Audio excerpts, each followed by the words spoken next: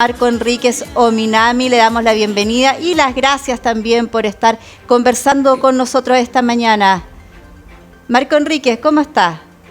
Hola a todas y a todos, un gusto estar con ustedes dos y con todos sus invitados. Muchísimas gracias por estar aquí con nosotros. En esta semana, claro que ya comenzamos llena de contingencia en términos políticos, en términos ciudadanos. Yo le pondría ahí la palabra y el punto ciudadanos, donde todos estamos participando de esta nueva forma también de ver el gobierno. Queremos conocer su perspectiva, su opinión de cómo se ha realizado todo este cambio y cómo ha sido también la evolución desde la toma y el cambio de mando del día viernes. Bueno, primero creo que terminó para mí, creo que para muchos chilenos, no sé si para todos, pero una gran mayoría, una pesadilla, que fue el gobierno de Sebastián Piñera. Yo quisiera recordar qué pasó en 4 años. Claro. Se nos dijo tiempos mejores, quedó gente ciega por protestar, se murió gente y se peleó un pueblo contra un pueblo, el de Carabineros contra el pueblo de Chile, una mezcla dura, porque los Carabineros también son pueblo. Sí. Y ahora llegó, para responder y no hablar solamente del pasado, sino de lo que viene, pero es importante eso porque sitúa mi posición y la de mucha gente que creyó en nosotros. Claro. Gabriel Boric es la respuesta al estrés, a la mala leche, a la frivolidad, a la desconexión, a la falta de empatía de un gobierno anterior. Él es infinitamente más empático y vendrán tiempos muy difíciles para Boric, pero ganamos una batalla, que se fallan un grupo de hombres y mujeres muy arrogantes que echaron a perder la institucionalidad, la economía del país y buena parte de la convivencia social. Oye, Marco Enríquez, mira, yo quiero saber tu perspectiva respecto, por ejemplo, a todo esto que está sucediendo con este cambio de mando.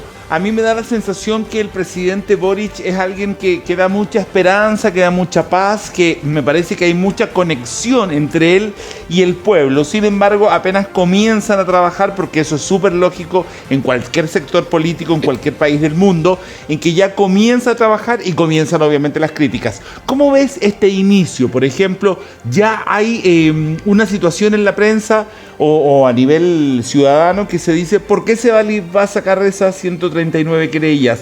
¿Va a ser capaz Isquiasiches de bajar la tensión en la Araucanía? ¿Cómo ves que comenzaron las críticas de inmediato y llevan, 4 días?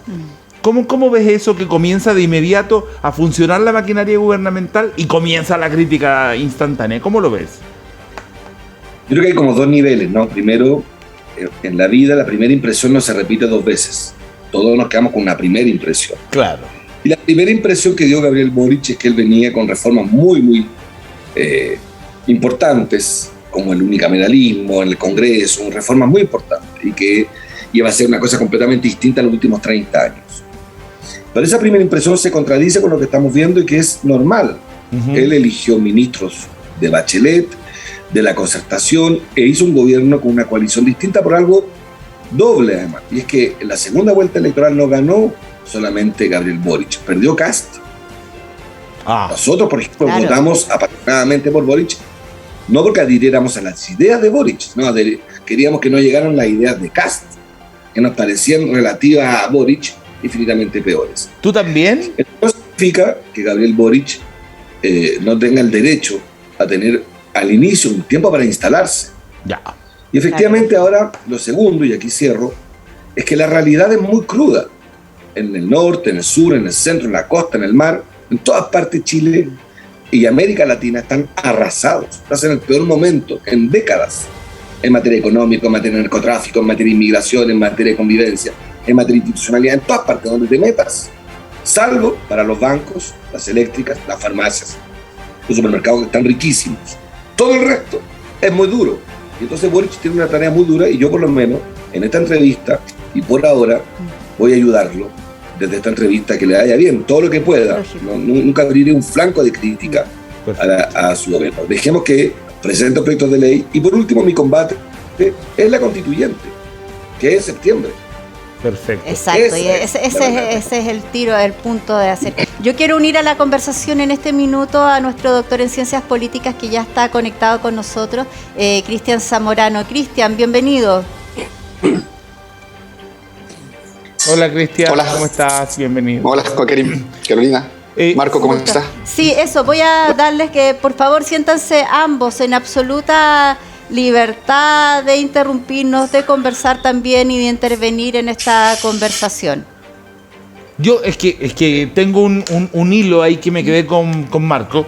Marco, cuando dices, yo no voy a abrir críticas en contra del gobierno de Boric en este momento, mi parte de batalla es la convencional constituyente, sin embargo igual preguntarte a ti, porque también eres una figura pública más allá de lo que pueda representar tu partido, tu sector político.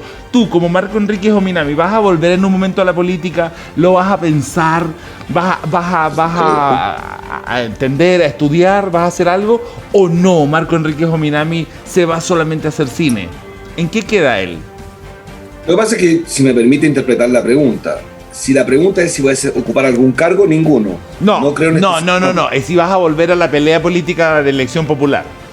Es que esta entrevista, para ser honesto, la doy no para promover una serie de televisión mía, la doy porque participo en el debate público. Ya. Para mí en esta entrevista ya estoy en el debate público, porque este es un canal que me interesa, porque lo creo muy importante y ustedes lo hacen estupendo. Si no, no lo daría. Tengo infinita cantidad de cosas que hacer hasta ahora que me atormentan el día. Ya, pero yo igual quería saberlo para que quedara claro. No nos aguantó, Karim, de hacerlo. Voy a estar, Sí. Lo que pasa es que, respondo de otra manera. No, yo no creo en este sistema político los cargos públicos, lo quiero cambiar. Estamos a 6 meses de un nuevo sistema político. Y después te propongo lo siguiente, que me invites en octubre con la nueva constitución, con un nuevo sistema político, y ahí te podré responder mejor esta pregunta, que es una gran pregunta. Hoy, mi prioridad es que le vaya bien a la constituyente y que Gabriel Boric, en estas aguas difíciles que le toca navegar, no encuentre en mí ni en los que me siguen un opositor. Perfecto. Lógico, estamos todos tratando de, en el fondo, si le va bien a este gobierno, nos va bien a todos y es lo que todos queremos. Cristian, bienvenido, un gusto que estés conversando con nosotros nuevamente. Sí, un gusto de volver a ver Marco. Bueno, yo respondería a la pregunta de Karim. Yo creo que Marco Enríquez Ominami nunca dejó el juego político. Yo creo que el manejo de los tiempos depende de cada uno, pero como lo subrayamos la última vez que nos entrevistamos, uno no puede pensar que lo que está viviendo Boric hoy en día, el logro que alcanzó, no es un poco el remake o la continuidad de lo que se inició al final del 2010. Es decir, la puesta en tela de juicio de los supuestos gobiernos progresistas que debían llevar Chile a un cierto nivel de desarrollo y sobre todo a nivel educacional. Yo creo que ahí hay una gran debilidad. En ese sentido, obligatoriamente, Marco Enríquez Ominami, el político, debe estar ahí presente, y yo creo que lo que indicó en su respuesta es exactamente aquello, es decir, hay que ver cómo se desempeña el gobierno en este inicio de mandato, hay que ver qué pasa con la convención, porque hoy en día hay toda una campaña de desprestigio para hacer creer que puede crecer el rechazo, porque yo creo que no es el caso hoy en día, y que puede no ser aprobado este proyecto constitucional. Pero yo creo que básicamente lo que sobre todo puede dificultar el gobierno de Gabriel Boric, y lo hablo de un punto de vista regional, es las prácticas más que el espíritu, la mística. Hay un dicho que indica, parece que fue Rochefoucauld que lo dijo, la política vive de su mística y muere de sus prácticas. Yo creo que en la praxis puede haber un problema en cuanto al inicio, a la instalación del gobierno de Gabriel Boric, por ejemplo, en regiones, porque tú ves resurgir personajes del ex mundo de la concertación, personajes que siempre estuvieron en política y que quizás no están tan en afinidad con lo que se habla hoy en día a través de la voz de Gabriel Boric, porque yo simplemente recordaría, y con esto termino, cuando uno asistió al discurso de Gabriel Boric y cuando se puso a recordar los presidentes de Chile, el que tuvo más aplauso, el que creó una cierta conmoción en la masa, fue Salvador Allende. Y yo creo que tú puedes reivindicar a Allende, porque da la impresión que está vivo cuando, como la siguiente reacción, el espíritu de Allende, pero ahora en la praxis es otra cosa. Porque hay gente, por ejemplo, acá en Antofagasta, que es core y que ya está mendigando un puesto o buscando un puesto que con una muy buena remuneración en el gobierno regional. Ese tipo de práctica hay también que entender que hay un cierto sector de la masa que fue saturando con esa práctica de la concertación. Y yo creo que si eso se repite a gran escala, puede traer dificultad para el gobierno de Boric en su instalación, a lo menos yo creo en diferentes regiones, si eso sigue así, o si se confirma. Para ustedes dos, cualquiera de los dos que pueda como analizar el tema, ¿cuál sería como una necesidad sumamente urgente que tenemos en este momento a nivel nacional? Porque una de las necesidades urgentes que tenemos a nivel regional, que se proyecta, digamos, a nivel nacional, es el tema de la macrozona sur y en el norte el tema de la migración. Sin embargo, aparte de esas dos regiones que están complicadas en este momento, ¿cuál sería otra necesidad nacional que ustedes ven que tiene que este gobierno actuar sobre esa situación rápidamente?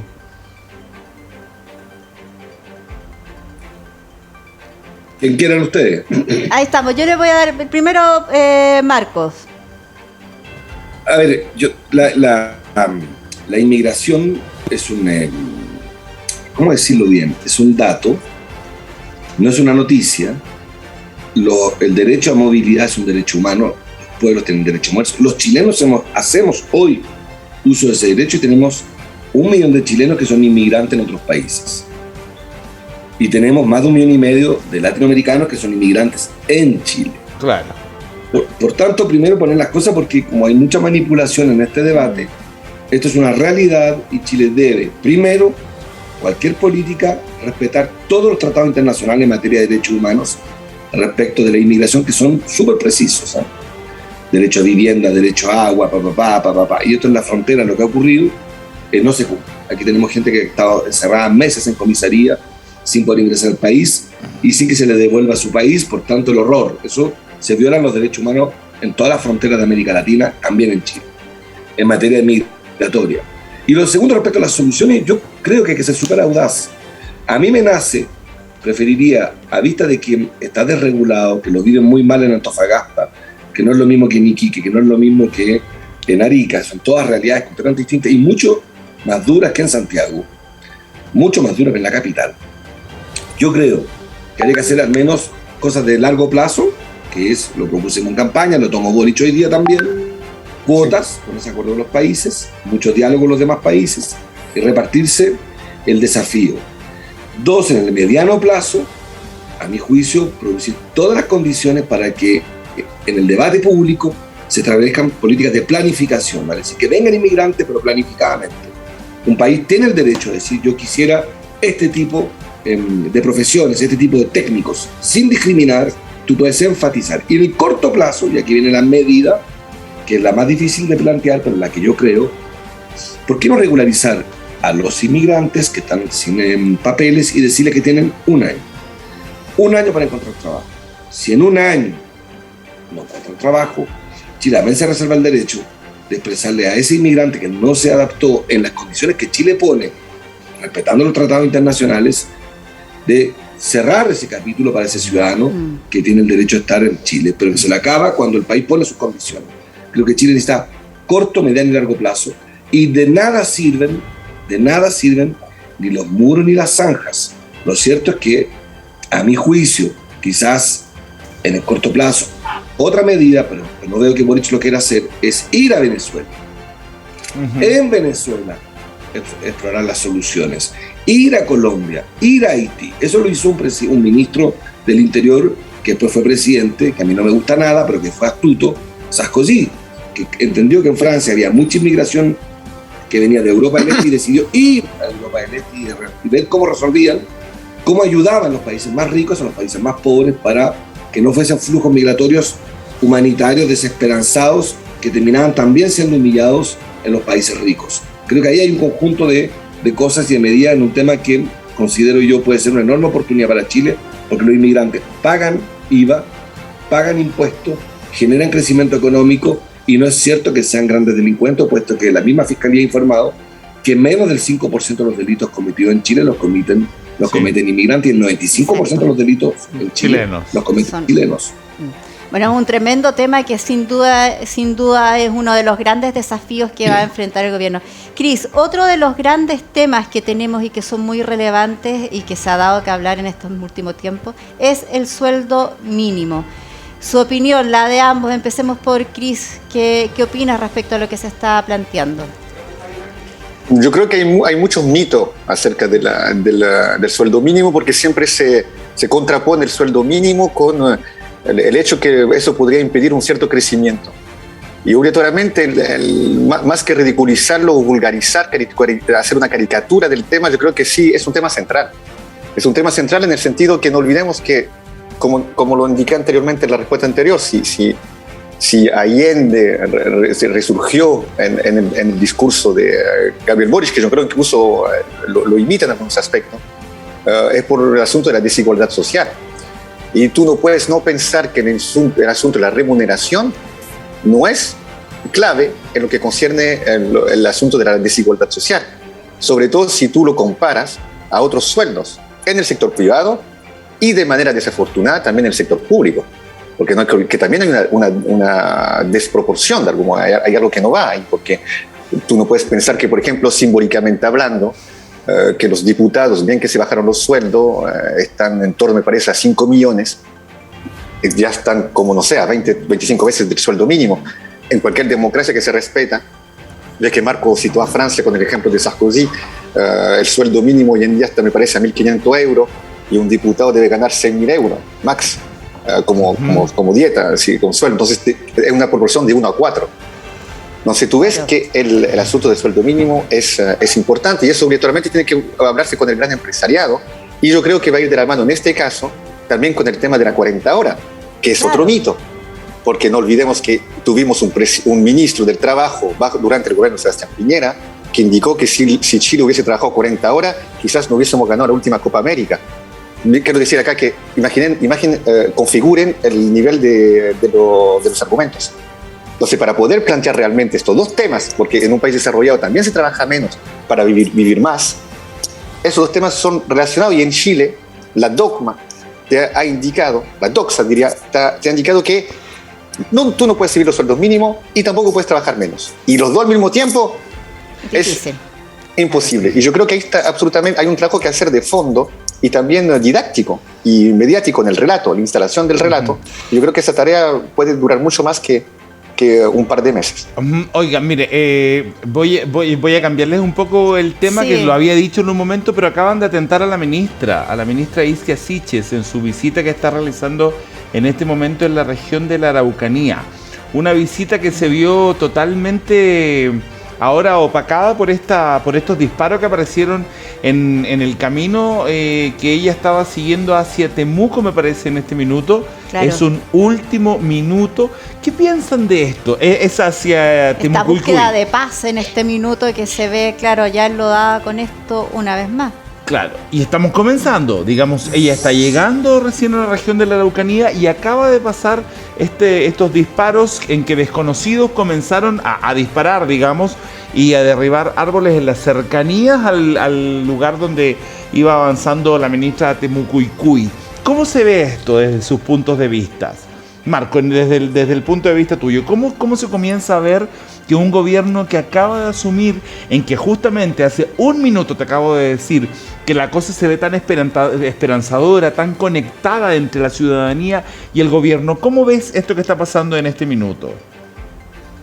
Bueno, gravísimo, pero es gravísimo porque además es aún más grave porque es la autoridad encargada de la seguridad. O sea, ya el nivel de desafío total, pero es tan difícil pronunciarse sobre esto, porque también alguien que está en la Araucanía me dirá, ¿y por qué no dijiste lo mismo hace una semana cuando también balearon a un camión? Acá es un camionero menos con ministro de Interior, y esa es la dificultad del debate público. Pero es gravísima la noticia. Es gravísima porque en ambos casos es gravísimo. Creo que las soluciones, como el tema de la inmigración, son complejísimas.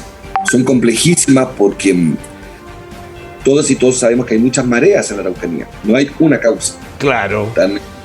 Luchan distintas visiones de sociedad, distintos grupos, distintas agendas, como quizás en ninguna otra región existen estas fuerzas. La fuerza legítima de un pueblo originario, la fuerza de un camionero de que quiere trabajar, la fuerza también de un comerciante, la fuerza de un agricultor, la fuerza también de grupos que se niegan a reconocer el Estado de Chile. O sea, hay grados y mareas tan difíciles. Hay fuerzas delictuales que roban madera. En Arauco, ahí lo que hay es un robo de madera brutal. Sí. Entonces tiene fuerza también de los grandes empresarios, de las forestales. Imagínate, los agentes deben ser no menos de 10 los que están en juego ahí, y están todos muy cansados y muy dispuestos a ir muy lejos. No es un mundo de moderación, no es una región en que la moderación sea la palabra que dicta el orden. Es una región más excepcional porque ahí gana la derecha, no gana el progresismo, porque ahí prefirieron la dictadura que la democracia. Es una región complicadísima y creo que las soluciones son ahí, sí, no son solamente económicas, de que con la pobreza, la desigualdad, que son claves. Acuérdate tú que buena parte de la región de la Araucanía mucha gente defeca al aire, no defeca en baño. O sea, es una región todavía muy retrasada en derechos adquiridos para ti y para mí, que tener derecho a acceso a un baño, a un alcantarillado. Eso, pienso que es extremadamente complejo, y el nuevo gobierno ahí sí que va a tener que demostrar mucho talento, no solamente coraje, innovación, sino política. Muy bien. Sí. Cristian, en tu caso... Bueno, yo suscribo plenamente lo que dijo Marco. Simplemente agregaría una cosa de la cual yo me hago personalmente responsable. Simplemente indicaría que antes de ayer, fue ayer, donde una persona militante, sin duda de la extrema derecha, agredió a un convencional, a Barraza, poniéndole una bandera sobre la cabeza. A mí me llama la atención, yo creo que hay un sector de la derecha que le conviene agudizar, tensionar actualmente el clima. Y yo también mencionaría un reportaje que hubo en Canal 13 este fin de semana, con un señor de la Araucanía, sin duda propietario de terrenos, indicaba que él, si las cosas se ponen tan feas, si las cosas siguen así, si la convención pone en tela de juicio el derecho de propiedad, él no quisiera que vuelvan a ocurrir tiempos pasados como ocurrió en los años 70, haciendo acá referencia claramente al golpe de Estado. Empezando, en primer lugar, una persona que dice aquello es alguien que no sufrió la dictadura, porque si tú sufriste la dictadura en carne, no, tú no dices ese tipo de afirmación. Y otra cosa, lo que me da como indicación es que hay un sector que claramente no le molestaría cruzar la línea de ser grupos paramilitares, y quizás ya la han cruzado, y que para mí están relacionados con una cierta visión de la extrema derecha, y que esa extrema derecha ve con mucho temor, no diría odio, pero se podría también aplicar el término, pero que está totalmente en contra la llegada de este nuevo gobierno con una voluntad dialogante con los pueblos originarios. Y yo creo que esos grupos hoy en día pueden fácilmente activarse. Y ahora, acá no sabemos nada, estoy absolutamente especulando, pero es la impresión que me da, porque a mí la imagen, lo que vivió el convencional Barraza ayer, discúlpeme, porque era una mujer quizás, no me parece que la sanción popular, y también debería ser investigado aquello, fue del tamaño de lo que vimos, una agresión, y para mí son síntomas de que hay algo en el país que se está quizás armando y que tiene para mí un cierto color que se parece mucho al de la extrema derecha. Pero reitero, es una opinión absolutamente personal y especulaciones por el momento.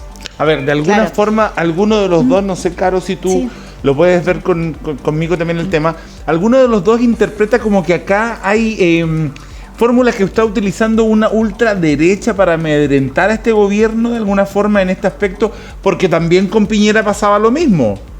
Con Piñera también pasaba lo mismo, la violencia, no se lograba detener esta violencia en la Araucanía. Entonces, la Araucanía, como decía Marco Enrique recién, ¿es compleja en sí? Obvio. ¿O hay ciertos sectores que intentan...? Sí, o sea, es un tema complejo ya histórico, lleva muchísimo. A mí me gustaría llevarlo quizás más conteste lo que estás planteando tú, Karim, que lo que estabas diciendo recién, Marcos, Cris. ¿Sienten que hay alguien detrás del tema o es la complejidad natural de esta región que está ahí actuando? Es que yo diría dos cosas. En la vida se puede, lo decía en alguna película, Woody Allen lo decía, pero lo decía con humor, pero bien buena. Pero además está escrito en la psicología. Todo es posible, o sea, uno puede ser paranoico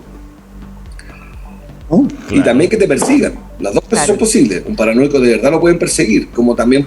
Entonces, suponer que haya grupos organizándose para desestabilizar el debate público es perfectamente posible, como también puede ser que, como dices tú, Karim, que también con Piñera hubo situaciones parecidas, similares.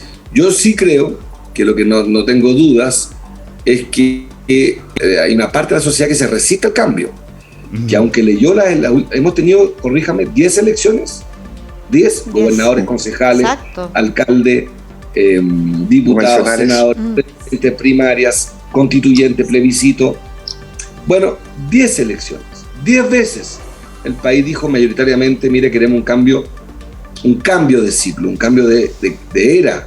Y yo no sé si los que perdieron tienen, se están allanando, y creo que hay un proceso que hacer de adaptación que no es fácil para mucha gente más conservadora que no se adapta a este debate, donde somos mayoría claramente en Chile. Entonces yo creo que efectivamente en todos los niveles hay distintas reacciones. Claro. Reacciones de los grandes empresarios que manipulan el debate, algunos medios de comunicación, y también periodistas, y también agentes políticos, y también gente que tiene una pistola en la mano. Entonces creo que la tragedia de nuestro país es que nuestra democracia, que es reconocida por su estabilidad en los últimos 30 años, es también hoy día reconocida como un misterio, porque la explosión social de octubre, como no la terminamos de leer, no solamente balearon ahora a la ministra, que es inaceptable. En octubre de 2019 hubo también decenas y decenas de balines tirados. Entonces estamos empezando a normalizar lo que en América Latina hace décadas ya vive. Nosotros no lo habíamos vivido de esta manera, de esa magnitud, y tenemos que hacernos cargo de que yo creo que ahora se trata no de rebajar el problema, sino de contenerlo. Es muy difícil recuperar una paz social como la que conocimos alguna vez. En este contexto, y por ahora, lo que habría que llamar es a la calma y condenar con fuerza estos balazos a un ser humano. Yo diría una autoridad, claro, pero la Araucanía no es la primera bala que tira contra alguien. Ahora, quizás, Marco, Cris, quiero llevarlo también al tema, volviendo a un tema un poco de lo que estábamos conversando respecto a las medidas que ha tomado inicialmente ya este gobierno, y también con esta última noticia que nos habla de violencia, no solo en este sector, sino también con lo que ocurrió ayer. ¿Qué les parece el retiro de las 139 querellas por ley de seguridad del Estado como señal, como estrategia? ¿Cristian? Cristian, disculpa. Lo que quiera, ¿no? Está con... está un poquito pegado. Sí, Marco está con algunos problemas de conexión, Cristian. Yo creo que es súper correcto lo que ha hecho el gobierno, porque las querellas no son el verdadero motor de la persecución de los fiscales a los que están acusados de violencia en la Plaza de la Dignidad. Es correcto, los fiscales, esos fiscales, no todos, han demostrado ser grandes inútiles e incompetentes.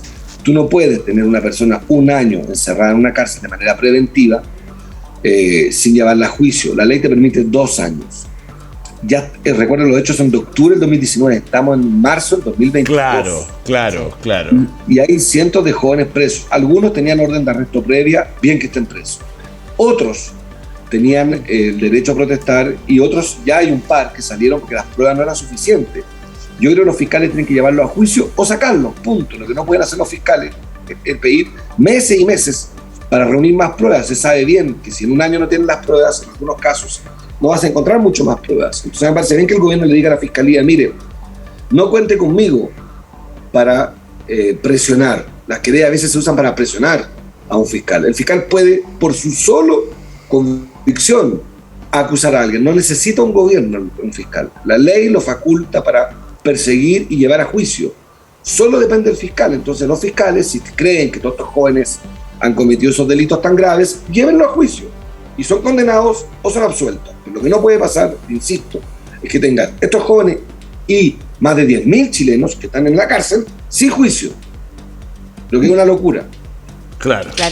Cris, ¿estás ahora conectado? Sí, disculpe. Ya, perfecto. Sí, estoy conectado. Sí. Bueno, 2 cosas. Por lo primero, para dejar claro lo que había indicado antes, obviamente para responder a Karim, el tema de la Araucanía es un tema complejo, y no estoy diciendo que simplemente está metida la extrema derecha. Yo creo que hay grupos armados, y eso a todas luces concierne diferentes sectores, pero yo creo que acá, como en toda confrontación donde hay grupos armados, tú tomas el ejemplo de Irlanda por la IRA, tomas País Vasco con la ETA, claro. Tú ves que la traducción, la transformación de un grupo armado en grupo político institucionalizado siempre cuesta algo, y yo creo que ahí estamos al inicio de una tarea, acá donde va a haber una mesa de negociación y concesión van a tener que haber, como lo indicó Marco Enrique Minami. Sí, acá, cuando yo digo por qué olfateo que va por allá, es porque quiero saber a quién aprovecha el crimen, entre comillas, de lo que está sucediendo, pero que, reitero, son solamente especulación. Pero la problemática es profunda y va a tomar tiempo en resolverla, y yo creo que la única manera de resolverla es políticamente, estableciendo un diálogo. Eso por un lado. Y por lo que concierne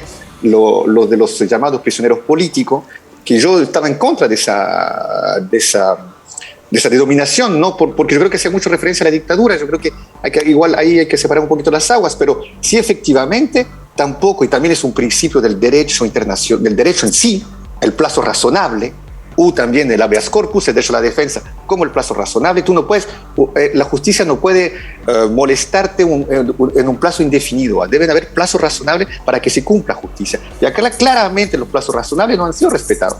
Y eso a mí, ¿qué me indica?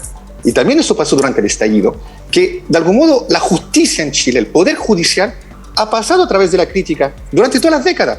En la transición democrática, donde yo creo que tenía muchas cosas que reprocharse durante la dictadura, y también después. Entonces tú no puedes pensar que el nivelamiento desde abajo que ocurre en ciertos sectores de nuestra sociedad tampoco concierne al Poder Judicial. Yo creo que el Poder Judicial también tiene numerosos aspectos que nos están indicando que no está funcionando correctamente. También jugarretas políticas, cálculos políticos, también ocurren en el mundo judicial. También entre los mundos de los jueces, entre los abogados litigantes y todo eso, también hay jugarreta, hay conexiones, todo aquello. Y yo creo que ellos pasaron tranquilamente entre las gotas después del estallido social, pero sí lo que vemos posteriormente es que, no, efectivamente acá hay algo que no está funcionando. Yo creo que eso embarca el funcionamiento del Poder Judicial totalmente. Entonces, que ellos no pueden hoy en día ofuscarse cuando la convención se habla de una cierta reforma también. Yo lo vería más en ese sentido. Acá hay un disfuncionamiento del Poder Judicial y ese disfuncionamiento produce menos justicia.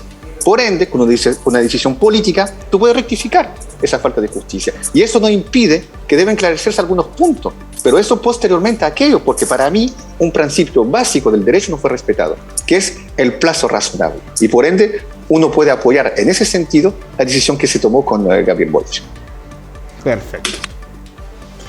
Carito, bueno, señor director, no sé, ¿seguimos con esta entrevista?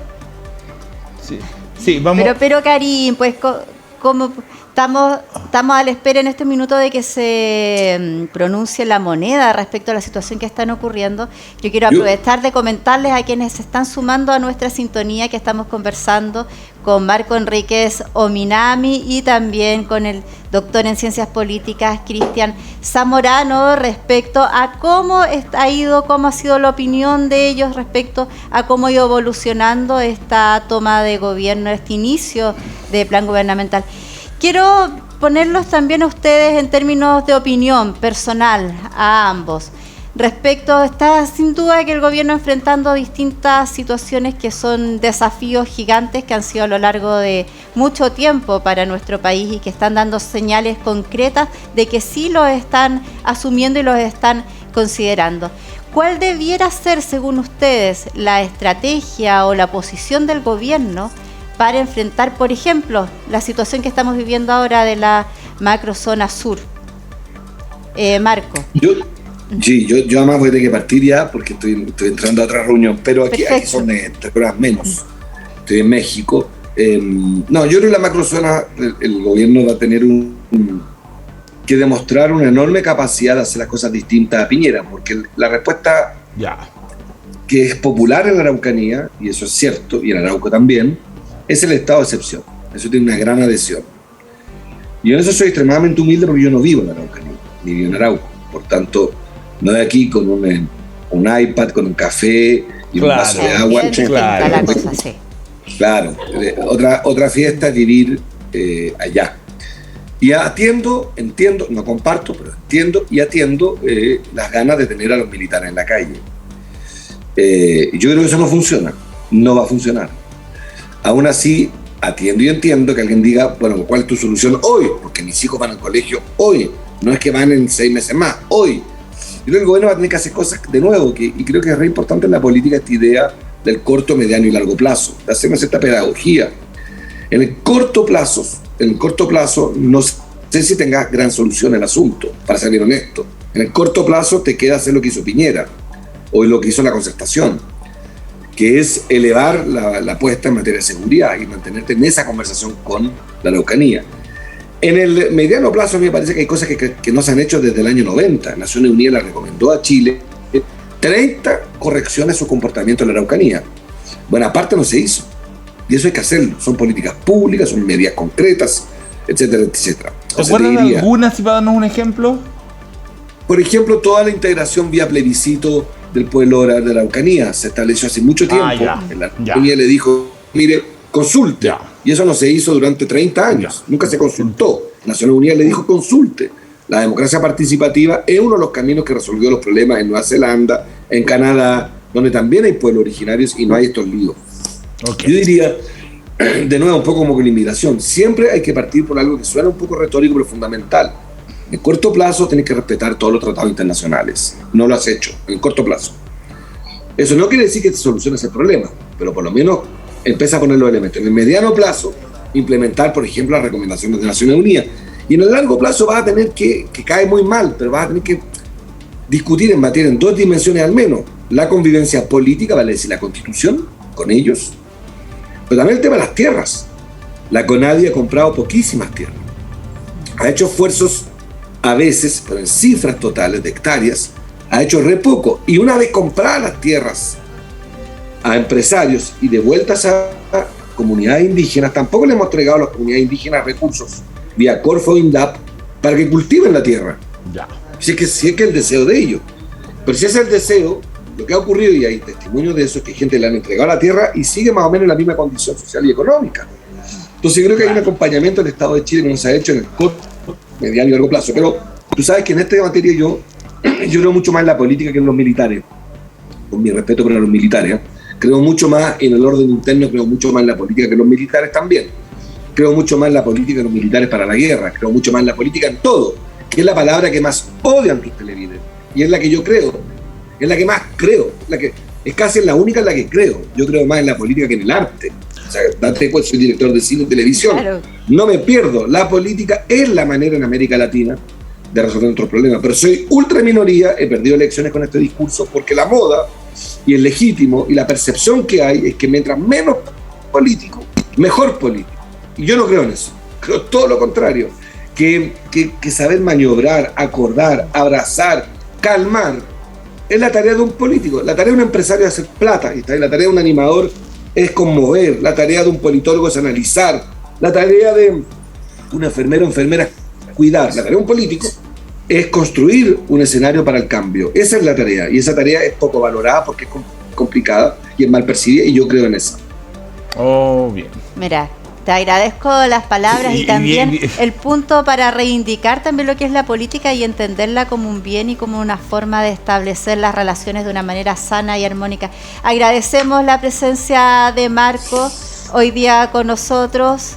Vamos a seguir con Cristian conversando al respecto. Sin embargo, muchas gracias, Marco, por compartir con nosotros hoy día. Que estés muy bien. Y por darte este tiempo. Quedan con alguien mucho más brillante, así que el programa va a aumentar su audiencia. Que estés muy bien, Marco. Gracias por haber estado. Un abrazo, Marco. Que tengas un buen día.